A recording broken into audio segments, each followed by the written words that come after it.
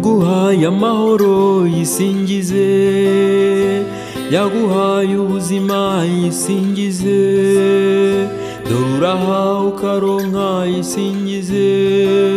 Singiza Imana mutima wanjye, mutima wanjye, singiza Nyagasani, ntoki zanjye curangira Nyagasani, munwa wanjye himbira Nyagasani, mutima wanjye singiza Nyagasani.